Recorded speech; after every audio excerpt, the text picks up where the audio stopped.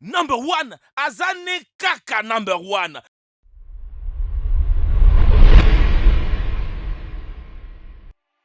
Nous avons passé de longues et de longues heures à étudier la sexualité humaine dans nos vies, dans les magazines, les DVD et sans parler des heures que vous passez sur des sites porno.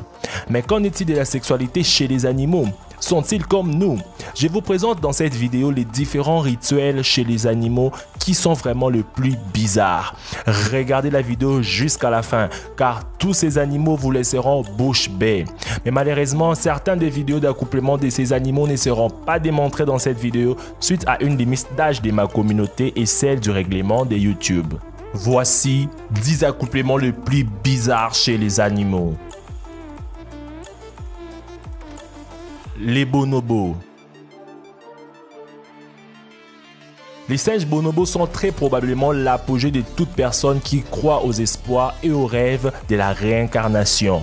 Pour un bonobo, le sexe n'est pas différent du sourire chez un humain, ou une poignée de main, un clin d'œil ou un dégagement de la gorge. Le sexe est utilisé comme une salutation, comme méthode de résolution de conflits et pour fêter quand la nourriture a été trouvée. En dehors de l'espèce humaine, ils sont le seul espèce qui a été observé en train de s'accoupler face à face. Ils aiment également embrasser avec la langue et le sexe oral. À certaines occasions, ils s'accouplent également entre individus du même sexe et pratiquent même l'inceste. Si le sexe n'arrange rien, alors ces singes ne veulent pas en entendre parler. Le limace. Un gros problème pour cette humble limace est qu'une limace moyenne de 20 cm a un pénis de 20 cm. Du fait que leur pénis pourrait avoir la même taille que leur corps, ils doivent trouver un compagnon de même taille. La limace qui détient le record du plus gros pénis avait un pénis 5 fois plus gros, plus long que son corps. Ce qui suppose qu'il avait enroulé autour de sa tête pour prétendre qu'il s'agissait d'une nouvelle coiffure de style Popandour avec des favoris lorsqu'il ne s'en sert pas. L'Antechinus stuarti. Le mâle de l'espèce connu sous le nom d'Antechinus stuarti est vraiment un drogué du sexe au point qu'il va s'accoupler jusqu'à ce qu'il se retourne sur les dos et meure. Un véritable prostitué. Pendant la saison d'amour, ces petits marsupiales australiens renoncent à tout dans la vie pour s'accoupler avec autant de femelles que possible. Il n'a pas le temps de manger ou d'appliquer une sorte de crème apaisante à toutes les parties du corps où la fourrure a disparu, car il passe jusqu'à 12 heures à la fois en train de s'accoupler avec une femelle. Donc au moins, il les laisse satisfaits. Peut-être pas conscient, mais satisfait.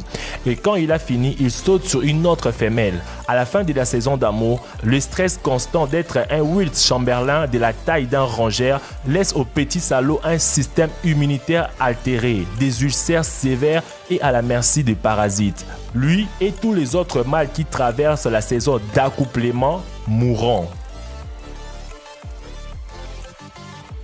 Les escargots. Écoutez, les escargots sont tout simplement baiseurs dans tous les sens. Ils ont l'air bizarres. Ils se déplacent à la vitesse d'un vieillard qui suit un traitement de choc et ils laissent des traînées baveuses partout où ils vont. Aussi comme des personnes âgées. Toutefois, en ce qui concerne l'accouplement, c'est là que la singularité se distingue vraiment. Les escargots sont des hermaphrodites et en tant que tels possèdent des organes reproducteurs masculins et féminins.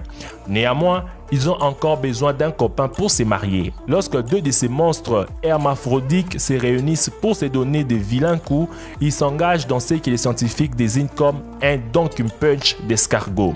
Un escargot tuera l'autre dans la tête avec une flèche d'amour. L'escargot A utilise pour pincer l'escargot B afin de les convaincre de commencer à échanger des sachets de sperme. Parce qu'ils sont à la fois mâles et femelles, ils se fécondent mutuellement et après ils poursuivent leur chemin. Les hippopotames.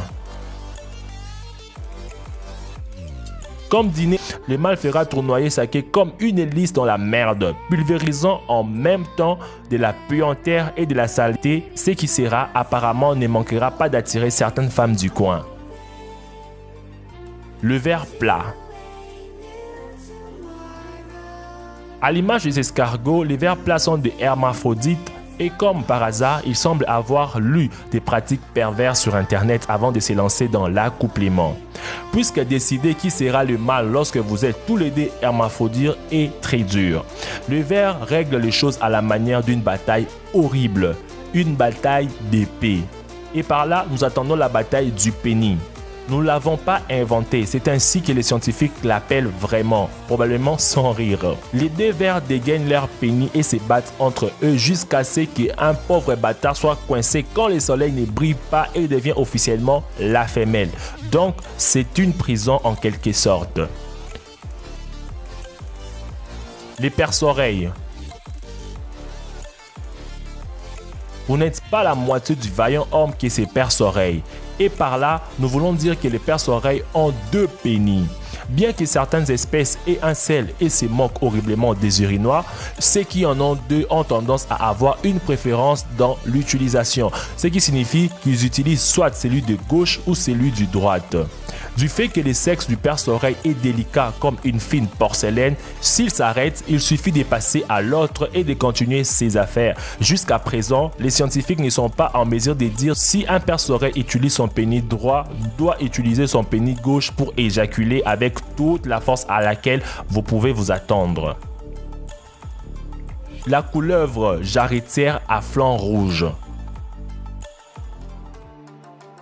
Ces animaux sont des sales pétasses. Alors que les sexes réguliers à l'ancienne et à la lumière est assez bon pour la plupart des animaux, la couleuvre préfère s'accoupler dans des grandes orgies effrayantes.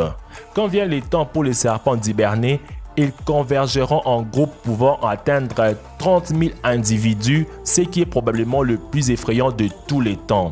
Au fur et à mesure que le monde autour d'eux se réchauffe, la masse des serpents quitte leurs repères et pense à faire l'acte.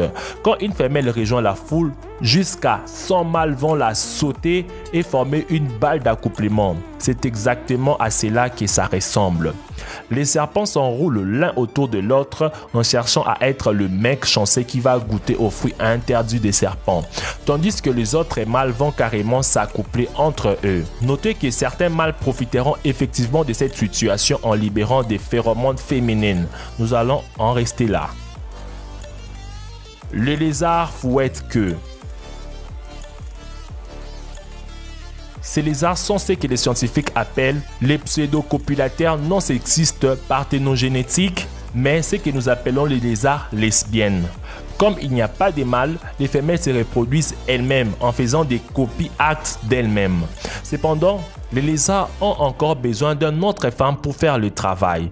Une putain de femelle que l'on remarque par ses petits œufs non développés sautera sur une autre femelle qui a des œufs riches, robustes, prêts à être lesbianisés, et feront un simulacre de copulation dans leur cerveau des lézards sur un fond de jazz.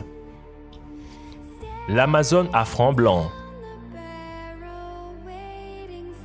Voici une autre de ces très rares espèces qui, comme les humains, commencent par s'embrasser. N'est-ce pas foutrement précieux? Lorsqu'ils commencent à s'accoupler, ils se blottissent et verrouillent les lèvres, ce qui n'est pas facile lorsque vous avez ces lèvres d'oiseaux connus sous le nom de bec. Cependant, une fois que le mâle est assez sûr que la dame oiseau creuse sa langue dansant, il mène les choses au prochain niveau de la façon dont un seul vrai homme peut le faire avec de vomissures. Comme dans des films porno qui nous viennent du Japon, qui se retrouvent dans nos boîtes de réception, les oiseaux mélangent les sexes et les vomissements d'une manière qui mettrait mal à l'aise près de la moitié de cette communauté. Les punaises du lit. Oui, contrairement à certains animaux avec leur rituel de courtiser qui prennent vraiment le temps de trouver les organes génitaux de la femelle, les punaises de lit à un moment donné ont juste dit « baise-la » et ont développé la pratique d'accouplement le plus horrible appelée insémination traumatique. Pour surmonter la résistance d'une femelle qui refuse de se laisser monter, la punaise du lit va simplement percer un trou au hasard dans son abdomen avec son pénis et l'inséminer. Il n'est pas certain si le terme traumatique se réfère au rituel d'accouplement lui-même ou simplement au fait qu'une punaise de lit porte un sexe aussi pointu qu'un couteau. Lequel de ces accouplements est le plus bizarre? Dites-le moi dans les commentaires. Merci d'avoir suivi la vidéo jusqu'à la fin. N'oubliez pas de vous abonner à la chaîne si ce n'est pas encore fait, de mettre un gros pouce bleu et de partager la vidéo. Quant à moi, je vous dis I love you. À nous revoir demain pour une nouvelle vidéo. Ciao.